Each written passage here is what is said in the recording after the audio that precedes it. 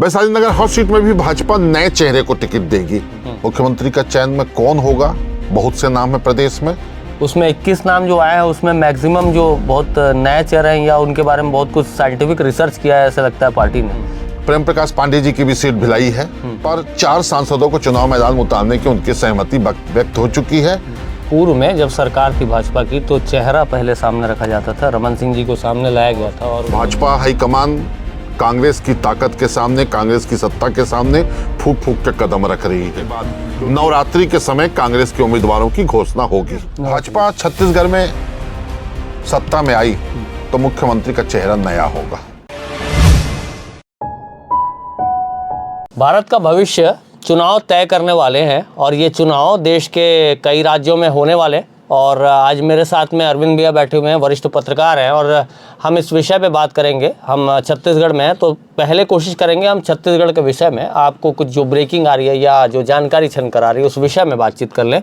Bharatiya Janata party की ticket का जो ऐलान है वो अभी बचा हुआ है। 21 नाम घोषित हो चुके हैं, लेकिन बचे हुए 59 नामों पे विचार विमर्श और अमित शाह जी की और मोदी जी के टेबल पे सारी जो नाम है वो गए हुए।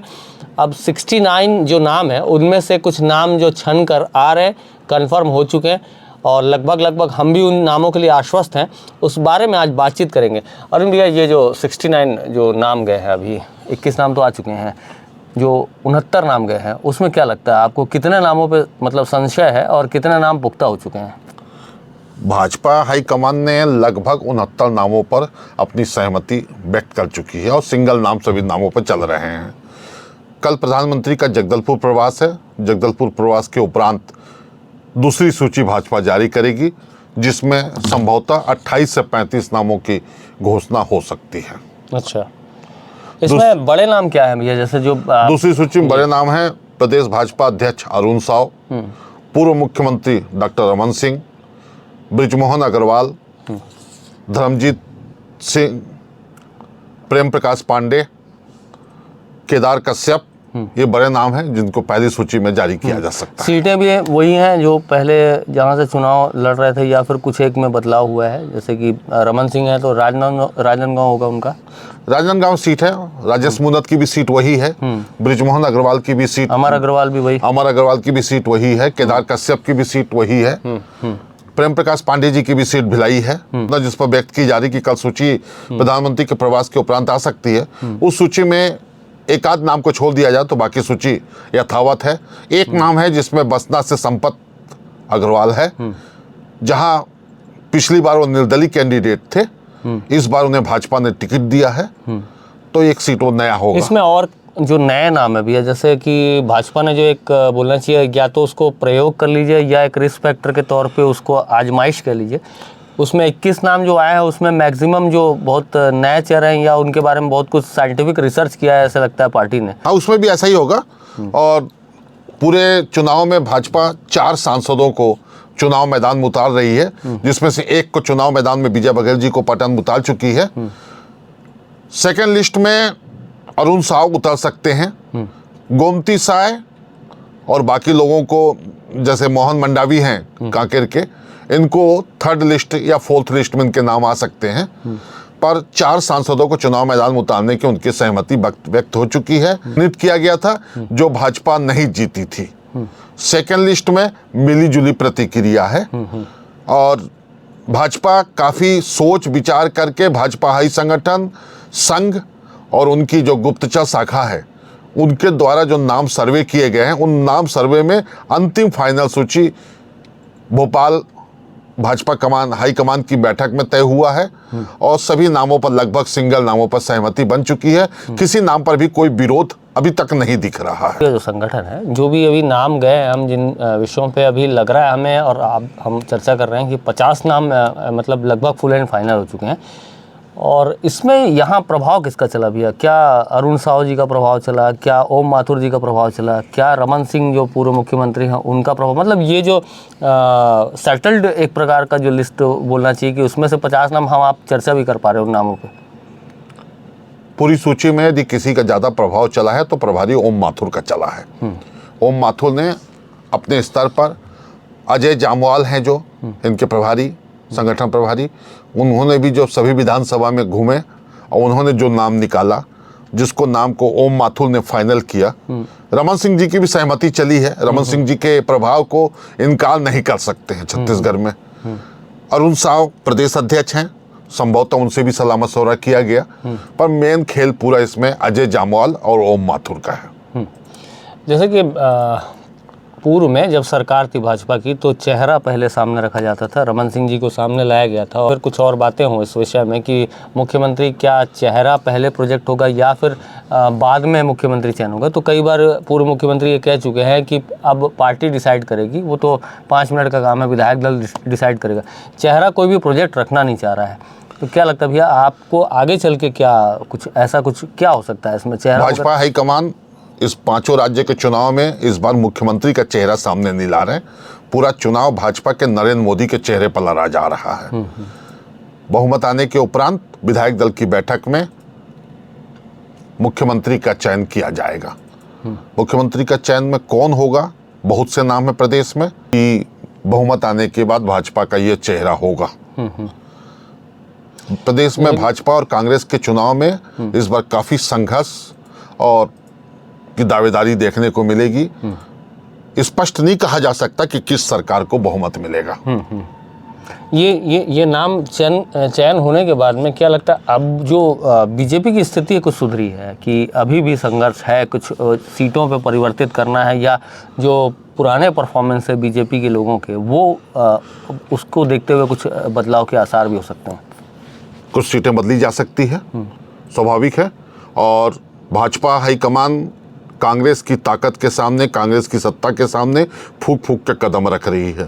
5 साल तक भूपेश जी सत्ता में थे, उनकी काफ़ी योजनाएं हैं जो आम जनमानस तक पहुंची है, और पब्लिक, ग्रामीण, स्थानीय युवा उनकी बहुत सी घोषणाओं से प्रभावित भी हैं।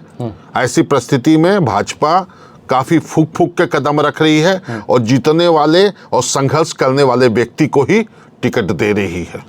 आपकी जानकारी में जैसे विधानसभा वार जो दर्शक समझना चाह रहे होंगे, तो विधानसभा वार अगर उसको अपन बता पाएं कि जो नाम छन के आ रहे हैं, कौन से विधानसभा से किनका नाम आ रहा है? जो विधानसभा से रायपुर से, दक्षिण से बृजमोहन रहेंगे, पश्चिम से राजेश मुनत रहेंगे, भिलाई से प्रेम प्रकाश पांडे जी रहेंगे, धलसीवा से फिल्मी कलाकार अनुज कुमार को उतारा जा रहा है। अहिवारा सीट में उषा बार्ले कैंडिडेट होंगी। अभी अमित शाह उनके घर आए थे। अमित शाह उनके घर आए थे, पद्मश्री उषा बार्ले जी कैंडिडेट। ये कंफर्म है भैया? हाँ, ये कंफर्म है जी। राजनांदगांव शहर जो पुरानी सीट है रमन सिंह, वहां से कैंडिडेट होंगे वो। बेमेतरा में भाजपा नया चेहरा उतारेगी। अच्छा। अभी उस नाम की घोषणा करना बहुत जल्दीबाजी होगी, किंतु पूर्व विधायक जो हारे हुए थे उन्हें टिकट मिलने की संभावना नजर नहीं आ रही है। इसी प्रकार दुर्ग ग्रामीण, दुर्ग शहर। दुर्ग ग्रामीण में क्या स्थिति है? दुर्ग ग्रामीण में ललित चंद्राकर भाजपा के संभावित प्रत्याशी हो सकते हैं। प्रीतपाल बेलचंदन जैसे अभी क्या जमानत? नहीं, ललित चंद्राकर ही प्रत्याशी होंगे। प्रीतपाल जी का नाम भी नहीं गया इस बार हाईकमान, क्योंकि भाजपा संगठन में यह था कि उन्हें जमानत मिलेगी कि नहीं मिलेगी। ऐसी परिस्थिति में प्रीतपाल बेलचंदन जी को टिकट नहीं देके भाजपा एक चीज से कई शिकार कर रही है। कांग्रेस को मौका नहीं देना चाहती कि किसी भी दागी व्यक्ति को टिकट दिया है भाजपा ने। ऐसी परिस्थिति में दुर्ग शहर में भी नया चेहरा होगा, चतुर्भुज राठी। हाँ। दुर्ग शहर के बैनर पोस्टर और काफी कैंडिडेट होंगे, उतरे हैं वो, और वो कांग्रेस के कैंडिडेट के खिलाफ एक अच्छे कैंडिडेट हैं। पाटन में मुख्यमंत्री भूपेश बघेल जी का विजय बघेल के साथ मुकाबला है। वैशाली नगर जो हॉट सीट बोल रहे हैं भैया, वैशाली नगर हॉट सीट में भी भाजपा नए चेहरे को टिकट देगी। जब तक टिकट की घोषणा नहीं हो जाए, किसी भी नाम की अतिशोक्ति होगी घोषणा करना। जब तक पार्टी हाईकमान उस वैशाली नगर सीट के उम्मीदवार घोषित नहीं करती, तब तक किसी भी नाम के विषय में कहना जल्दीबाजी होगी, क्योंकि वैशाली नगर को लेकर भाजपा काफी फूक फूक के कदम रख रही है। वहाँ काफी दावेदार हैं। जैसे कि हमने जो सुना है भैया, अब वो सुनी बात हो सकती है कि जैसे जो भी नामों पे चर्चा परिचर्चा जो भारतीय जनता पार्टी की जो केंद्रीय कमान कर रही है, तो बताया जा रहा था कि जिस तरह से जिस नाम को आगे वहाँ टेबल पे रखा जाता है, तो उनके नाम की आगे प्रोफाइल बनती है, उनकी फ़ोटो आती है, उसके आगे उनके परफॉर्मेंस रिपोर्ट सारा कुछ मतलब इस लेवल पे चेक हो रहा है। एकदम सही है शशिकांत जी, आपकी बात सही है, आपकी जानकारी सही है। किसी भी व्यक्ति के फाइनल करने के पहले उसका पूरा प्रोफाइल रखा जाता है, कितनी उसकी पकड़ है, क्या क्या संबंध है, किस जाति से बिलोंग करता है, किस किस समाज में उसकी दखल अंदाजी है, क्या क्या उसके अभी तक के राजनीतिक कैरियर रहा है। तो पूरे प्रोफाइल को रखने के बाद ही भाजपा हाईकमान उस नामों पर सहमति दे रहा है। कांग्रेस के विषय में क्या आकलन कर सकते हैं भैया? अभी जो जैसे कि कांग्रेस अभी कह रही है कि अभी वेट एंड वॉच की नीति चल रही है, या फिर अंतिम पड़ाव तक जैसे कि संघर्ष चलता ही रहता है। कई लोग ऐसा होता है कि 2 दिन 3 दिन पहले तक फ्लाइट लेकर उड़ते रहते हैं दिल्ली। कांग्रेस की टिकट घोषणा नहीं हुई है, किंतु छत्तीसगढ़ में कांग्रेस के उम्मीदवार भाजपा मुख्यमंत्री भूपेश बघेल के ही पसंद के होंगे। भूपेश बघेल ने अपने स्तर पर जो सर्वे करवाया है, और उन्होंने 3-4 बार सर्वे करवाया है, और वो भी जीतने वाले ही कैंडिडेट को टिकट देंगे।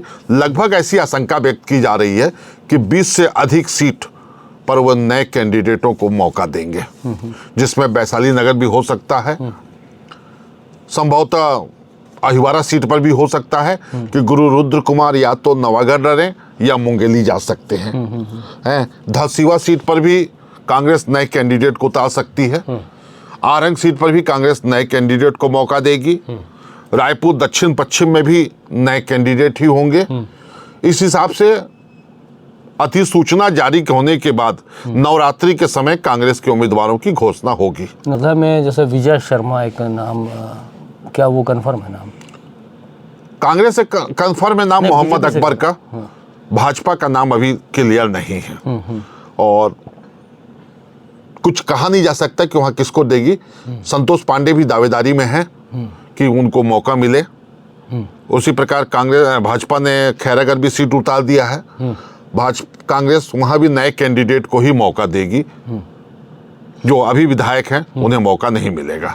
जैसे कि सीएम कैंडिडेट पे अपन चर्चा कर रहे थे भैया, तो अभी जैसे हम लोग तो खैर अभी जैसे पार्टी की जो बातें या गाइडलाइन है उसको सुनते हुए जो चीज़ें आती हैं उसको डिलीवर कर पा रहे हैं, लेकिन कई जो एक धड़ा है जो बात करता है कि ओपी चौधरी हो सकते हैं, या फिर आपके अरुण साव जी हो सकते हैं, इस तरह से आगे, या फिर रमन सिंह जी को भी, मतलब एक चर्चा का दौर तो चलता है।